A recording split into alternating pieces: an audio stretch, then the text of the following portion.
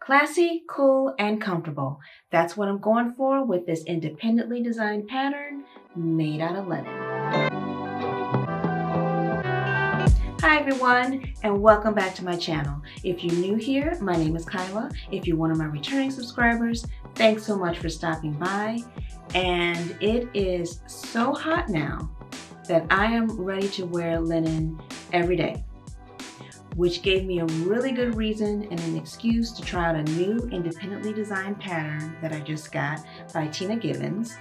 I'm going to be making the Cara tunic. And it's really a dress on me, but I suppose if you're taller, it could be a tunic. When I saw this pattern, I thought, oh, easy, breezy, A-line, which is great because it's just too hot for anything grabbing, pulling, elastic, tight, spandex. I'm all about the natural fabrics now. So let's get into this, and then I'll meet you back here as far as going through any changes I made or if I stayed true to form. Okay, so here are the 2 sheets of pattern pieces and instructions. Okay, they're right here on the side. So I'll probably clip those off and then carefully try to iron this because this is not the lightweight tissue paper, but I got to get some of these wrinkles out. It's a lot. But I'm basically working with 2 pieces here and a pocket. And I might just leave the edges raw this time, just like the pattern. And it also calls for making my own bias tape strips, which is going to be great now that I have the bias tape makers that I've been loving recently.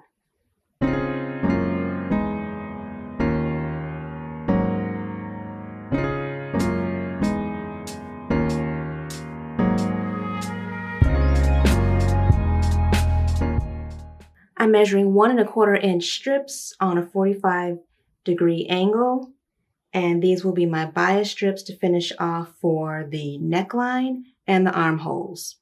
I get to use my bias tape maker again. I told you, I'm going to put these to good use.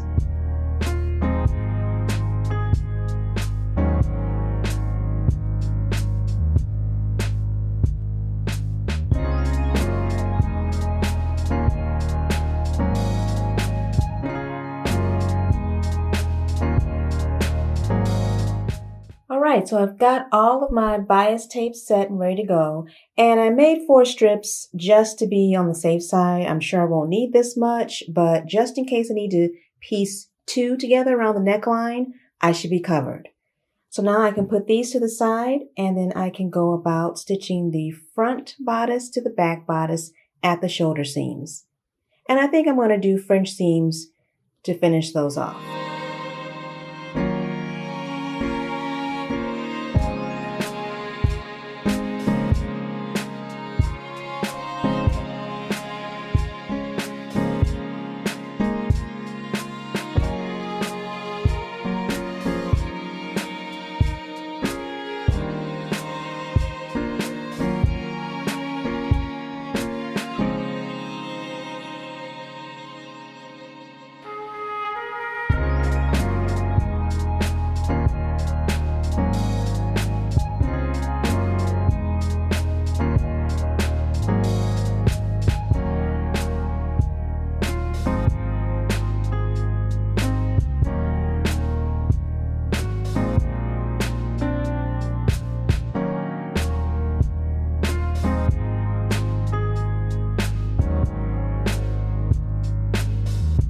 Alright, I skipped ahead a little bit and got ahead of myself and connected the shoulder straps, but I should still be okay to pick up at this point. So figure 1 has the pocket placement at the top portion of the tunic and at the bottom portion of the tunic. I've got my markings here. And then the pocket, I'll pin in place and stitch close to the edge. And then I'll repeat that for the same markings on the bottom portion of the front.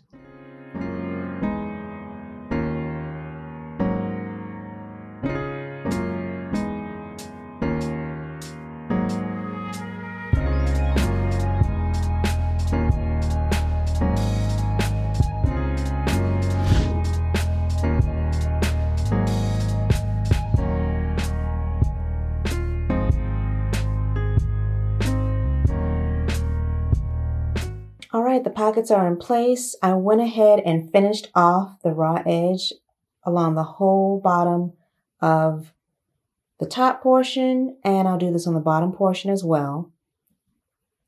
And now I can go about pinning this top portion of the front piece to the bottom portion.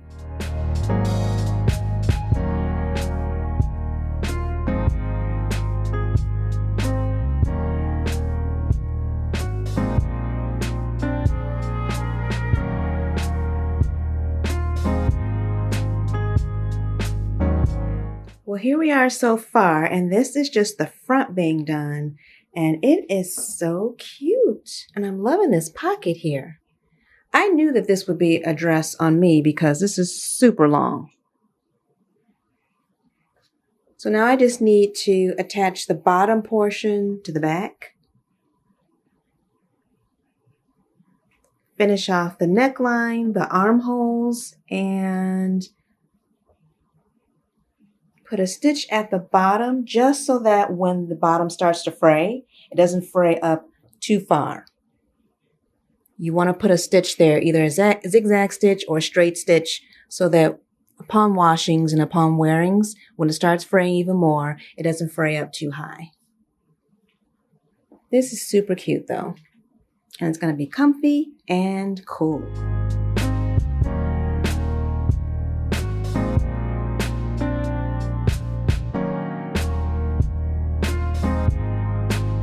All right, so I've got the back attached at the bottom, and all I need to do is close up the sides, finish off the neckline and the armholes, and she's good to go. This is definitely a dress on me though, not a tunic, because we're about the same height, myself and this mannequin, so yeah, it's a dress, which I love. It's gotta be so comfortable.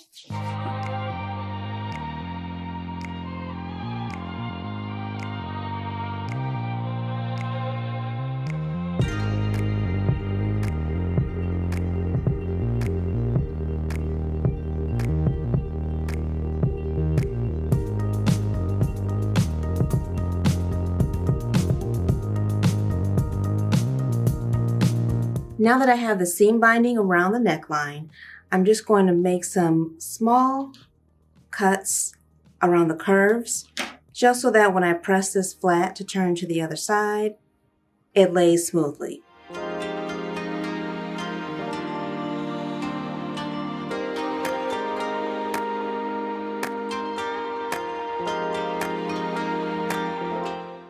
Where my seam binding tape ends and starts, I just turned under the bottom layer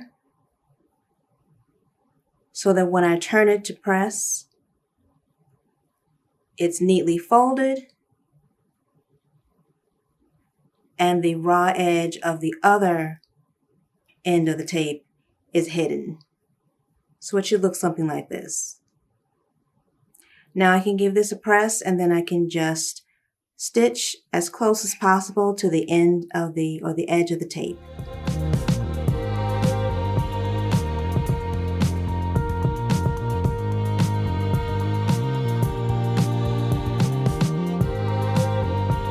All right, so I'm at the point of closing my sides up, and here's one side pinned in place.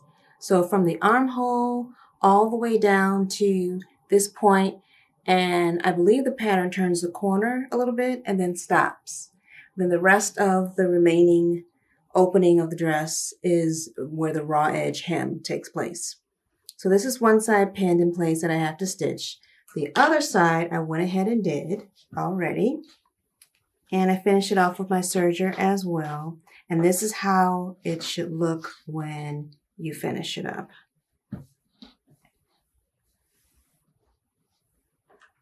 So as you can see, here is where it's serged and stitched all the way down to that point. Turn the corner, and then I stopped here.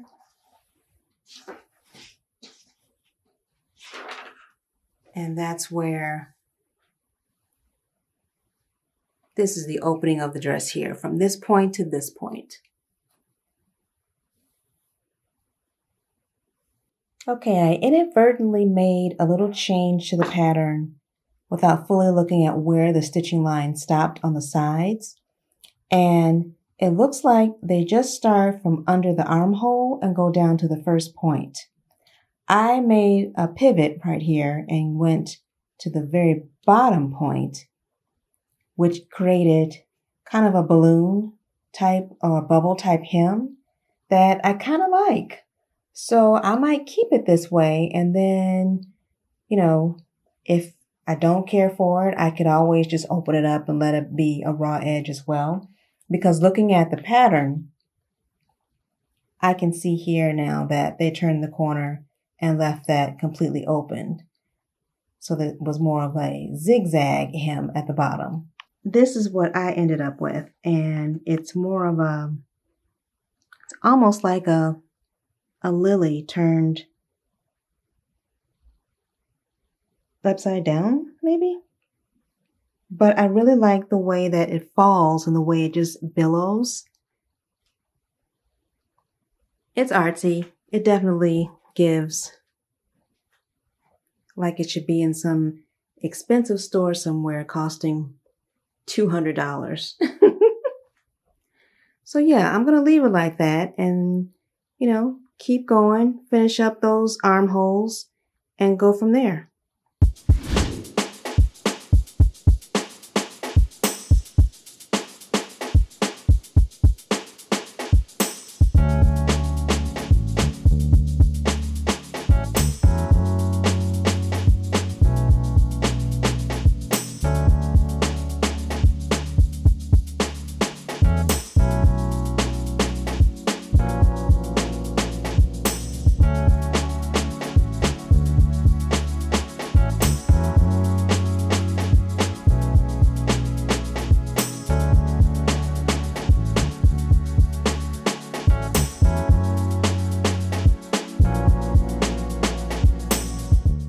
This came out so nice, and the instructions were pretty clear.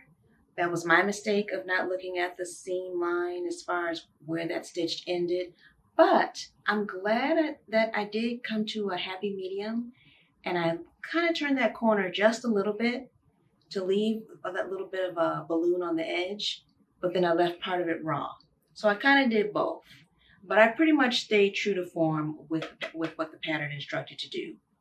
I definitely will make this again. I love the one pocket on the side, and the shape is comfortable. The small, very fine detail of the raw frayed edges is really nice, and I can't wait to wear it. I'm probably going to wear it tomorrow because it's going to be 100 degrees again with the heat index.